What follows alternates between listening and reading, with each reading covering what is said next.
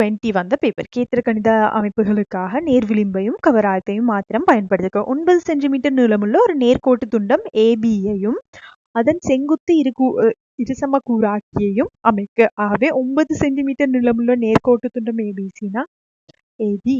ஆகவே ஒரு நேர்கோடு வரையணும். சரியா? ஒரு நேர்கோடு வரைந்து அதுல 9 சென்டிமீட்டர் அளந்து கவராயத்தின் வில்ல பயன்படுத்தி ஏபியை அமைத்து கொள்ள வேண்டும். ஏபி சமன் 9 சென்டிமீட்டர். அடுத்து இதன் செங்குத்து இருசம கூராக்கி. செங்குத்து இருசம கூராக்கினா கவராயத்தின் முள்ள இந்த இடத்துல வைத்து மேலோர்வில் கீழோர்வில், அடுத்து கவராயத்தின் முள்ள பியில வைத்து மேலோர்வில் கீழோர்வில். கிட்டத்தட்ட செங்கோணம் வரைகிறதும் செங்குத்து இருசம கூராக்கி மாதிரி தான். ஓகே.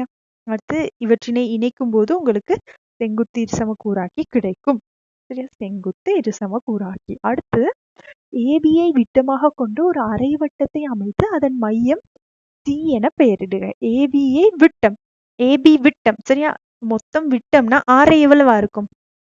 ஆரை இதண்ட அரைவாசி. அதாவது இந்த செங்குத்து இரு கூராக்கியும் நேர்கோடும் சந்திக்கும் புள்ளிதான் ஆரையா இருக்கும். இதனை ஆரையாக கொண்டு கவராயத்தின் முள்ள இந்த இடத்துல இது சி அப்படின்னு குறிக்கிட்டு சொல்லியிருக்கிறாங்க. சீல கவராயத்தின் முள்ளை வைத்து ஒரு அரைவட்ட வில் ஒன்று வரைந்து கொள்ளலாம். சரியா? அரைவட்ட வில் ஒன்று வரைந்து கொள்ள முடியும். அரைவட்டத்தின் ஆரைக்கு சமமாக இருக்குமாறு புள்ளி பியை அரைவட்டத்தின் மீது குறித்து. ஓகே. அரைவட்டத்தின் ஆரைக்கு சமனாக இருக்கணும். அப்ப ஆரை எவ்வளவு? ஆரை நீங்க கவராயத்துல கவராயத்தின் முள்ள இந்த இடத்துல வைங்க. சரியா? கவராயத்தின் முள்ள சீல வைத்து பென்சில ஏக்கு ஏற்ற அளவு அட்ஜஸ்ட் பண்ணி எடுக்கணும். சரியா? ஏக்கு ஏற்ற அளவு அட்ஜஸ்ட் பண்ணி எடுத்து அந்த நீளத்தை, அதாவது உங்களோட கவராயத்தின் நீளம் இப்போ 4.5 சென்டிமீட்டரா இருக்கும். மொத்தம் 9 தானே, அதன் இருசம கூராக்கினா 4.5 சென்டிமீட்டராக இருக்கும். சரியா? அதனை வைத்துக்கொண்டு என்ன செய்ய போறோம் அப்படின்னு பாத்தீங்கன்னா, அரைவட்டத்தின் ஆரைக்கு சமமாக ஏபி இருக்குமாறு பி எனும் அரைவட்டத்தின் மீது. ஓகே. இப்ப அந்த நீளம் 4.5 சென்டிமீட்டர் அளவிட இருக்குதானே, அதை கவராயத்தின் முள்ள ஏயில வைத்து ஒரு வில் ஒண்ணு வெட்டுவீங்க. சரியா? வில் ஒண்ணு வெட்டுனீங்கன்னா அது அரைவட்டத்தை சந்திக்கும் புள்ளியை பி என குறித்து முக்கோணி ஏபிபியை அமைக்க. இப்ப என்ன செய்ய போறோம்? முக்கோணி ஏபிபி. ஆகவே இந்த ஏபிபி இதனை இணைக்கும் போது நமக்குரிய முக்கோணி ஏபிபி கிடைக்கும். அரைவட்டத்தின் மீது புள்ளி Q இருக்குமாறு சரிவகம் APQBயை அமைத்து PQBயின் இருகூராக்கியை அமைக்க. அரைவட்டத்தின் மீது Q இருக்குமாறு. ஓகே. அரைவட்டத்தின் மீது Q இருக்குமாறு அப்படின்னு என்ன அப்படின்னு பாத்தீங்கன்னா, சரிவகம்னா என்ன அப்படின்றது நமக்கு முதல்ல தெரியணும். இதற்கு முதல்ல சரிவகம்ன்றது என்னன்றது பார்ப்போம். சரிவகத்துல பாருங்க, சரிவகம்னா கிட்டத்தட்ட இப்படி இருக்கும். அதாவது ஒரு சோடி பக்கங்கள், சரியா, ஒரு சோடி பக்கங்கள் சமாந்தரமாக இருக்கும். ஒரு சோடி பக்கங்கள் சமாந்தரமாக இருக்கும். அதாவது இந்த 2 பக்கங்கள் எப்படி வேணாலும் இருக்கலாம். சமாந்தரமாவும் இருக்கலாம், சமாந்தரம் இல்லாமவும் இருக்கலாம். ஆனா கட்டாயம் எதிர்பக்கங்கள் சமாந்தரமா இருக்கணும். சரியா? நிலைக்குத்தாகவும் இந்த மாதிரி படங்கள்லாம் வரும். இந்த மாதிரியும் சரிவகம் வரையலாம். சரியா? இந்த மாதிரி சரிவகம்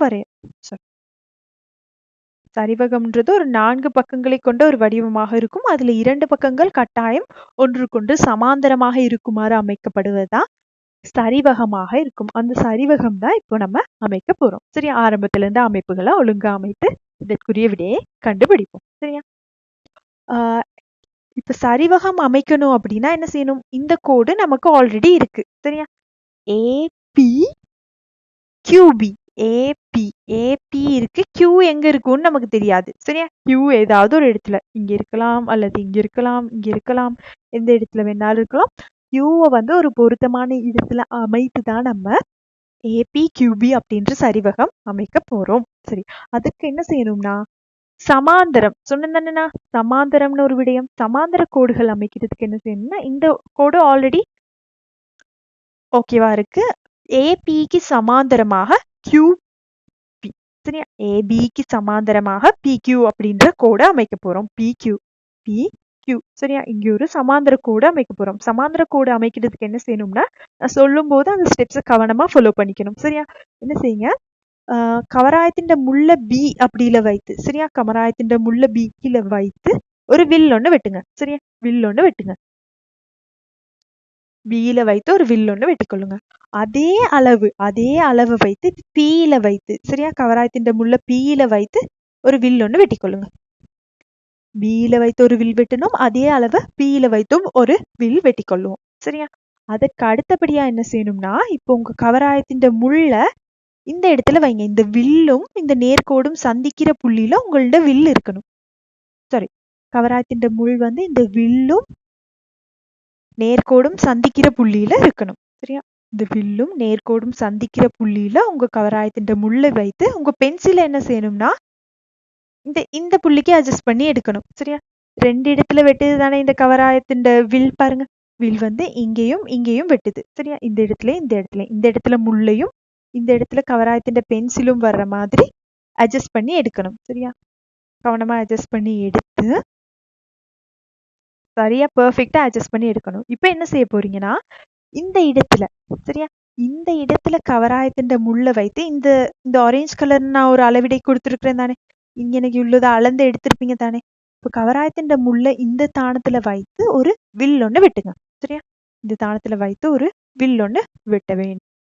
இங்க நமக்கு சரிவகம் தானே அமைக்கணும். சரிவகம்னா ஒரு சோடி சமாந்தர பக்கங்கள் இருக்கணும். அதை கண்டுபிடிக்கிறதுக்காக நீங்க என்ன செய்ய போறீங்கன்னா, கவராயத்தின் முள்ள இந்த இடத்துல வைத்து பியில வைத்து ஒரு வில் ஒன்று வெட்டிக்கொள்வீங்க. சரியா? வில் ஒன்று வெட்டிக்கொள்வீங்க. அதே நீளத்தை வைத்து பியிலையும் வைத்து ஒரு வில் ஒன்று வெட்டிக்கொள்வோம். இப்ப இந்த நீளத்தை சரியா, இந்த வில் சந்திக்கிற இந்த நேர்கோட்டை சந்திக்கிற புள்ளியும் இந்த நேர்கோட்டு சந்திக்கிற புள்ளியும் கவராயத்தின் மூலமா அளந்து எடுத்துக்கொண்டு இங்க ஆல்ரெடி இங்க பாருங்க, இந்த இடத்துல ஆல்ரெடி இந்த நேர்கோட்டை இந்த வில் சந்திச்சிருச்சு. இன்னொரு இடத்துல சந்திக்கணும் தானே, அதை கண்டுபிடிக்கிறதுக்கு இங்க கவராயத்தின் முள்ள வைத்து ஒரு வில் ஒன்று வெட்டிக்கொள்ளுவீங்க. சரியா? வில் ஒன்று வெட்டிக்கொள்ளுவீங்க. அதற்கு அடுத்து என்ன செய்யணும்னா, இந்த P அப்படின்ற புள்ளியும் இந்த 2 விட்களும் சந்திக்கிற புள்ளியும் சரியா, P அப்படின்ற புள்ளியையும் இந்த 2 விட்களும் சந்திக்கிற புள்ளியையும் நேர்கோட்டினால் இணைக்க வேண்டும். நேர்கோட்டினால் இணைக்க வேண்டும். பாருங்க, இதுதான் நம்ம ஆல்ரெடி வரைந்த வில்லாக உள்ளது. அதுவும் ரெண்டுமே சந்திக்கிற மாதிரி நம்ம நேர்கோட்டினால் இணைக்கப்பட வேண்டும்.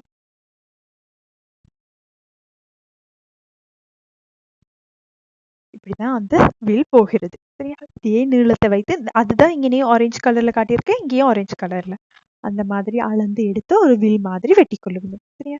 வெட்டினதுக்கு அப்புறமா P அப்படின்ற புள்ளியையும் இந்த 2 விட்களும் சந்திக்கும் புள்ளியையும் இணைக்கும் போது நமக்கு சமாந்தர கோடு கிடைத்து விட்டது. சமாந்தர கோடு கிடைத்து விட்டது. ஆகவே நமக்கு என்ன சரிவகம் வரைய சொல்லியிருந்தாங்க? APQB. AP சரியா? AP இந்த இடத்துல Q வரும். சரியா? இந்த இடத்துல தான் Q வரப்போகுது. Q இந்த வட்டத்தின் அரைவட்ட வில்லை சந்திக்கும் புள்ளியில Qவும் அடுத்து Qவையும் Bயையும் இணைக்கும் போது நமக்குரிய சரிவகம் பூர்த்தியாகி விட்டது. சரிவகம் பூர்த்தியாகி விட்டது. Qவில் இருக்குமாறு APQBயை அமைத்து PQBயின் இருகூறாக்கிய அமைக்க PQBயின் இருகூறாக்கிய அமைக்க சொல்லியிருக்கிறாங்க. இப்போ சரி, PQBயின் இருகூறாக்கிய அமைப்போமா? அதுக்கு என்ன செய்ய வேண்டும்? PQBனா இந்த மொத்த கோணம். சரியா? இப்போதைக்கு அமைப்பு எல்லாமே அமைத்து முடித்துட்டோம். சரியா? இப்ப PQBயின் இருகூறாக்கி அமைக்கிறதுக்கு என்ன செய்யணும் அப்படின்னு பாத்தீங்கன்னா, என்ன செய்யணும்? ஒரு கோணத்துக்கு இது சமக்கூறாக்கி இந்த இடத்துல ஒரு வில் வெட்டுங்க. சரியா? இது ஒரு விரிகோணமாக இருக்கிறது, அதனால கவனமா வில் வெட்டணும். ஒரு கவனமா வில் வெட்டிட்டு இந்த இடத்துல கவராயத்தின் முள்ள இந்த இடத்துல வைத்து ஒரு வில், இந்த இடத்துல வைத்து இன்னொரு வில். சரியா? இன்னொரு வில் அந்த மாதிரி வைத்து கொண்டு Qவையும் அந்த 2 விட்களும் சந்திக்கும் புள்ளியையும் இணைக்கும் போது நமக்கு கிடைக்கிறது PQBயின் இருகூறாக்கி. PQBயின் இருகூறாக்கி அது ஒரு கோணமா இருக்கிறனால அந்த கோணத்திற்கு இருகூறாக்கி அமைத்துள்ளோம். இப்போது PQBயின் பருமனை காண்க அப்படின்னு கேட்டிருக்கிறாங்க. PQBயின் பருமனை காண்க அப்படின்னு கேட்டிருக்கிறாங்க. நீங்க என்ன செய்யணும்னா, உங்க கவராயத்தை வைத்து அந்த PQBயின் பருமனை அளந்து எழுதுனீங்கன்னா சரி. சரி, PQBயின் கோணத்தை நீங்க அளந்து எடுக்கும்போது சரியா, அளந்து எடுக்கும்போது உங்களுக்கு ஒரு பெருமானம் கிடைத்திருக்கும். அந்த பெருமானமும் நம்ம தேற்றத்தை வைத்து கண்டுபிடிக்க போற பெருமானமும் சமனா வருதா அப்படின்றத பார்ப்போம். சரியா? இப்ப என்ன செய்ய போறோம் அப்படின்னா, நம்ம வந்து ஒரு இந்த கோணத்தை கண்டுபிடிக்க போறோம். சரியா? இந்த கோணத்தை கண்டுபிடிச்சீங்கன்னா நமக்கு ஆல்ரெடி தெரியும் பாருங்க, இது ஒரு விட்டத்தினால் அரைவட்ட வில்லில் அமைக்கப்படும் கோணம் செங்கோணமாக இருக்கும். அதாவது நம்ம படித்திருக்கிறோம் அந்த தேற்றத்தை, அரைவட்ட கோணம் செங்கோணம் அப்படின்னு படித்திருக்கிறோம். அரைவட்ட கோணம் செங்கோணம் அப்படின்னு படித்திருக்கோம். ஆகவே இந்த கோணம் நமக்கு 90 பாகை அப்படின்னு தெரியும். சரியா? இந்த கோணம் 90 பாகைன்னு தெரியும். இந்த கோணத்தை கண்டுபிடிக்கிறதுக்கு நம்ம என்ன செய்யணும் அப்படின்னு பாத்தீங்கன்னா, சரியா, இந்த கோணத்தை கண்டுபிடிக்கிறதுக்கு என்ன செய்யணும் அப்படின்னு பாத்தீங்கன்னா, இதுவும் வட்டத்தின் ஆரையாக இருக்கிறது. சரியா? இதுவும் வட்டத்தின் ஆரையாக இருக்கிறது. இந்த இடத்துல நம்ம ஒரு நேர்கோடு வரைகிற மாதிரி யோசிச்சு பாருங்க. அமைப்பு கோடு மாதிரி ஒன்று அமைக்கிற மாதிரி ஒன்று யோசித்து பாருங்க. ஆகவே இது மூன்றுமே வட்டத்தினுடைய ஆரையா தான் இருக்கும். CA ஒரு ஆரை, AP அது இதற்கு சமனான நீளம்னு தானே சொல்லியிருக்காங்க. ஆகவே இதுவும் ஒரு சமனான ஆரையாக இருக்கும். ஆகவே இது ஒரு சமபக்க முக்கோணி. சமபக்க முக்கோணியில் 3 கோணங்களும் 60 பாகையாக இருக்கும். ஆகவே இது 60 பாகை அப்படி. சரியா? இது 60 பாகை. எவ்வாறு 60 பாகை எடுத்தோம்னு திரும்ப சொல்றேன் பாருங்க.